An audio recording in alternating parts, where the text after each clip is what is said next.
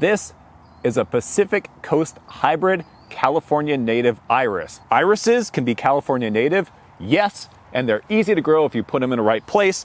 So let me tell you a little bit about them. Native irises are great choices for when you need a low maintenance plant for dry shade. So thinking underneath the canopy of an oak tree or other established plant that really wants a low water situation. They can also do very well in a dry garden up against the north side of a building, a garage, or similar structure.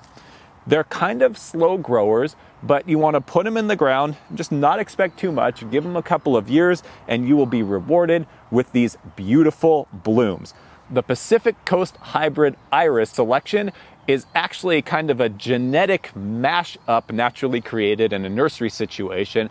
And when you plant one or more, you might get a variety of different flower colors, oftentimes in this purplish tone to a lightish, almost white with some purple tinges, and they are all quite lovely. Occasionally from a nursery, they'll carry a Pacific Coast hybrid and they'll let you know what color it is already, but generally it's sort of a little bit of the roll of the dice, but I've never had one grow in a garden that I didn't think was absolutely worth planting. The key to growing Pacific Coast hybrid irises in hot inland Southern California is one, site them in the shade, because if they get any direct sunlight in summer, they can have foliage burn, and don't overwater them. And it's really important that they get good drainage. And so they are best planted in the fall. They are best planted a little bit high, just like we recommend for the vast majority of California native species,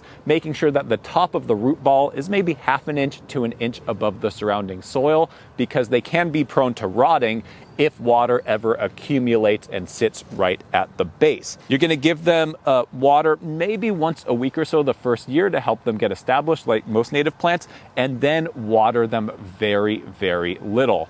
The ones here get watered maybe once a month. I have some at an oak tree underneath my house that hardly get watered at all in the summer season, and that's sort of how to help them thrive.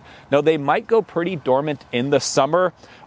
They might lose some of their foliage. It might get kind of brown. You can just remove before their regrowth in the fall anything that doesn't look good, but allowing them to go through their natural seasonal cycle is what will keep them happy long term and what will give you these beautiful, beautiful blooms in the spring. After a few years, you can see that the clump gets larger and larger and larger, and they can actually be divided. This one clump could become many, many, many irises to spread throughout your garden or to share with friends of yours. And so if you have a large area in the shade, you don't want to spend a lot of money, you have some time, you can plant just a few irises and over time divide them, reestablish them, and really be rewarded with a lovely, lovely display of these beautiful spring iris blooms in a low water garden. For information about many more of our California native or Waterwise favorite plant selections, be sure to visit our Waterwise Garden Planner website or come visit us here at the Waterwise Community Center's demonstration garden in Montclair. For more online content coming soon, be sure to subscribe to our channel.